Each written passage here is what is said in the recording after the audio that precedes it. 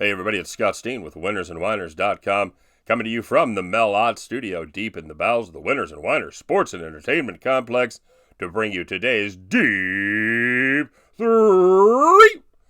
As always, don't forget to like, don't forget to subscribe. If you like what we're doing here, give us a little recognition, give us that thumbs up. And of course, if you haven't been a subscriber already, today's the day. It's Saturday. What else you got to do? Go ahead and check the rectangle there. Click on that rectangle if you would. And of course, let us know what you're playing. Tell me if you're tailing the deep three, if you're fading the deep three, if you've got something worked out on your own. A lot of baseball today. Every team is in action. Got NHL tonight. Got a little soccer going on over the seas. And of course, there's always tennis getting heated up. We've got some pretty fine tennis cappers out there. So tell us what you're playing. If it's a ball, if it's a puck, whatever it is, if you win it, we'll give you the shout out. So what could be cooler than that?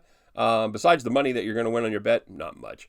And of course, don't forget to check out the straw that stirs the drinks, the Winners and Whiners and StatSalt.com websites for deep dives into not just these games, but every game going on in America every single day. If you can bet on it, you can bet we're writing about it over at Winners and Whiners and StatSalt.com. All right. Well, quick recap. We've got to check out the bloody action here as we went 1 and 2 on each side. We had the Golden State Warriors. They actually did their thing. Hopefully, a couple of you maybe got down on a little sprinkle on the money line and got yourself plus 250, plus 255, somewhere in that neighborhood, as Steph Curry took over there in the third quarter. And we also had St. Louis Cardinals team total over. They did not even remotely get close to doing anything at all in that game. That was that was absolutely brutal. We just get the two handcuffing performances 2 nights in a row from unlikely spots. Although Pat Corbin the other night was a good pitcher. That wasn't totally unheard of there to shut us out for 7, but it happens, and we're gonna soldier on. And of course, then we had the Phillies. Oh Jesus, we had the Phillies against Homer Bailey and the Kansas City Royals. Homer Bailey has a strange affliction that he is only able to pitch well when we bet money on him. He got in a little jam there in the 6th inning as the Royals were up 2 runs. And, of course, they bring in a reliever, Scott, whatever the fuck his name is. He strikes out the 2 batters there in the 6th, and then he comes out and strikes out the side in the 7th. Holy shit, where have these guys been? Anyway, that pretty much ended it for us as the Royals go on to win as the Phillies put up 1 run. Nice job, Phillies. Thanks a lot.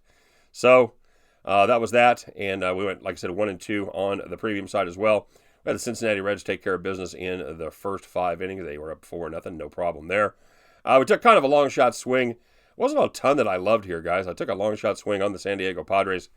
They're in Colorado, plus 160. Had Eric Lauer on the mound against Herman, who had not pitched well there at Coors Field. And it was kind of tight for about the first 3 or 4 innings, and then Lauer just kind of fell off the face of the earth, and Colorado beat the hell out of them. So didn't expect to win that one. Thought we might take a shot there, and we didn't. So, and then we had the Golden State Houston under, and as you know, if you had a bet on that game, we were a little bit behind there at halftime, as they put up a 110, and we needed it to be in the about 107, 108 range to feel good about it. So it wouldn't have taken a miracle to win in the second half, but they did a great job as they came out and were very hot and put up 117 points between them in the second half to doom us. So 1 and 2 we go, 1 and 2 we go, and on we go to today's picks. All right, we're going to do a couple things a little bit different here. First of all, we're taking a look at the Detroit Tigers and the Minnesota Twins. And Spencer Turnbull goes for Detroit against Michael Pineda for the Twins. Normally, I wouldn't have much for this game. The Twins have been playing very good baseball lately, and Detroit struggles to score runs. But here's what we're going to do. We're going to make 2 bets on this game. I like the under 9 right here with Turnbull versus Pineda, and I like Detroit for half a unit plus 145, and I'm going to explain as we go on. So here's the deal. Like I said, I like Turnbull a lot, all right? Every start of his has been above average, but lately he's been even better. He's given up just 2 runs over his last 4 starts. That covers 24 innings. But Pineda, he has been the weak link in that otherwise surprising Minnesota rotation. He has been awful. He's given up 18 earned in his last 4 starts. That covers 19 innings.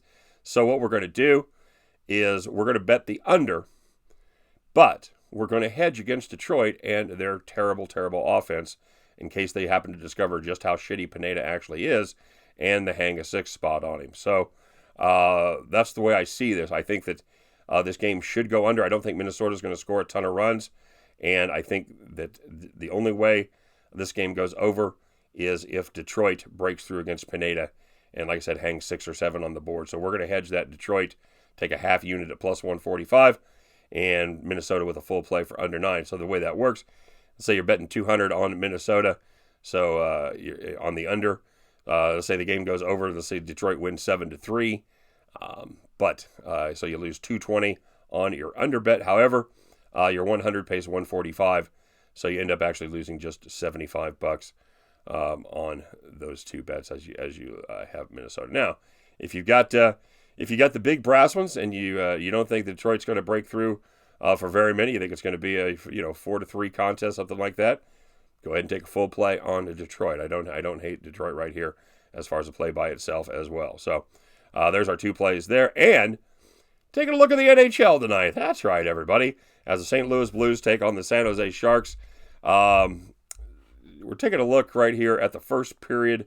Sharks -5, getting a nice price on that at plus 170.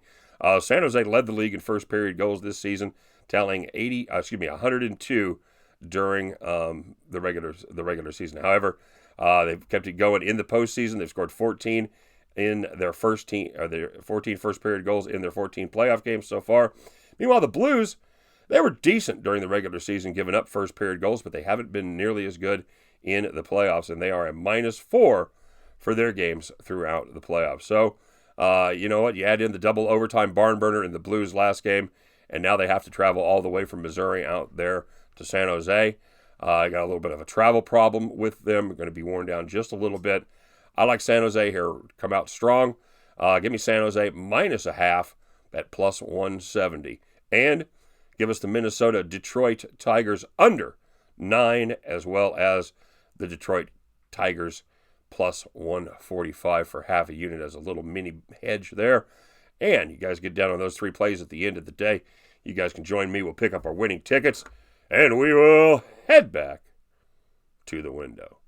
All right, everybody, let's take a look real quick. I know people do hit me up every once in a while about getting signed up for the premium picks.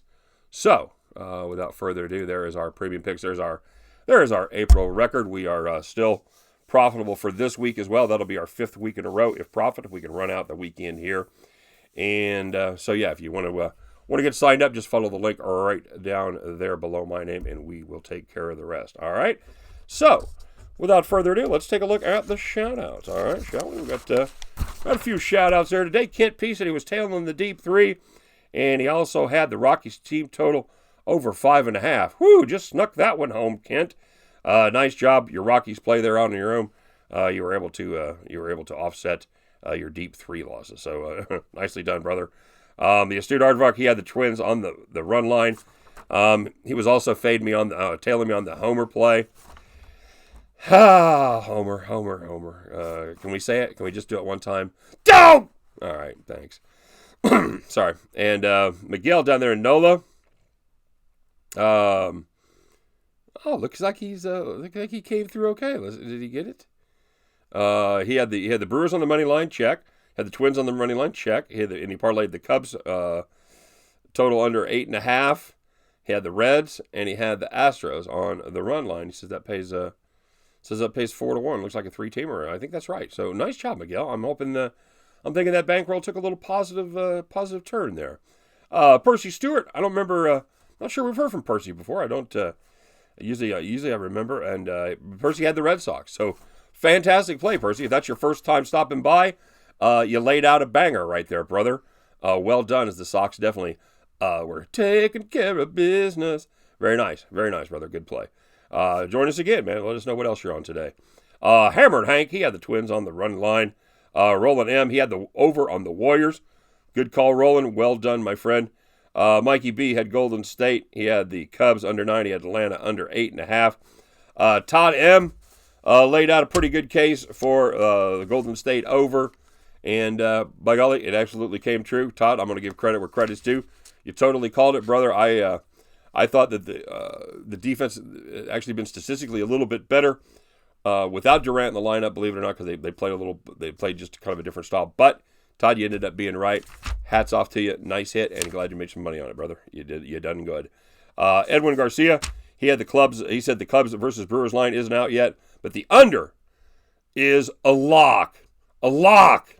Well, that number ended up being 7.5, and the Brewers had runners on first and third, top of the ninth, 1 out.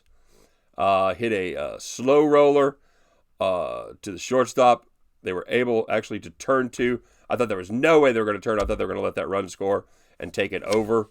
But they did not. They were able to turn it quickly and hit a double play to end the game. So no sweat, Edwin. Nicely done, my friend. Nicely done, indeed. And Miguel, he also had the Cubs and the Brewers under 8. If I didn't, I thought I laid that one out, but maybe he got another one down. Anyway, well done, guys. That's some good hits, especially Miguel, who is keeping us updated on the high variance bankroll. So go get him, brother. Tell me how you did. Let us know if you're profitable. All right.